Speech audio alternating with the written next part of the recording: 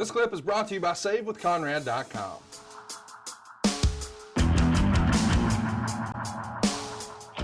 Well, the big new thing was a bus. Meltzer would write, a lot of the top stars who are making big money, like Big Show, Undertaker, Triple H, Cena, Edge, and Mysterio, are traveling in tour buses like rock bands travel in. It's all tax deductible as a business expense. For TV, Cena travels with Michael Cole as the two are best friends. So I remember buses becoming a thing, but I guess this is the era where buses became a thing. But the thing that jumps out here to me, Cena's traveling buddy was Michael Cole. Couldn't have called that. I think the time frames are a little, Cena was, one of the guys that got a bus first, wasn't he?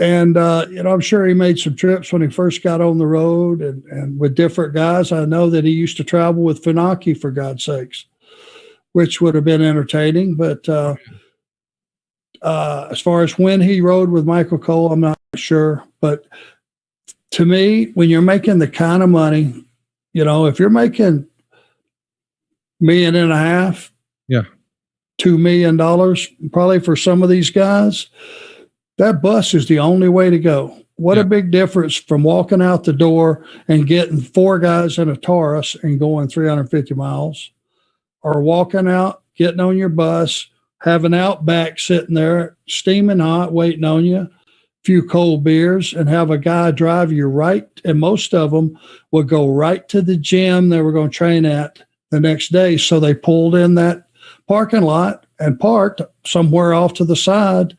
Wake up, you're already at the gym. Wow. How sweet is that as far as making your life a lot easier? Hard to beat. And it was 100% tax write-off. You write off every dime of it. It's a smart business thing to do anyway. I always believed, I never had any bus or anything like that, but I always slept in a Marriott. I had a nice rent-a-car. I invested a few bucks in my own sanity. And a lot of guys couldn't figure that out. There was 4 of them in a small car that for another $10 a day, they could have got a luxury car with some leg room, and they would go to the Red Roof. No knocking the Red Roof, but hey, let's face it, it ain't the Marriott. Right. With the Marriott, you know what you got. You got a clean room. You're going to have room service the next morning. Some of them had nice little gyms in there that you could train. One-stop shopping. It was usually in a good, safe area of town. A lot of pluses. That was my bus. But a lot of the guys that, were making a whole hell of a lot more than me made the right choice. Got them a bus. Let's get into the cards. Opening the show, we've got who is it here? It's Alberto Del Rio defeating Kofi Kingston in a non-title match.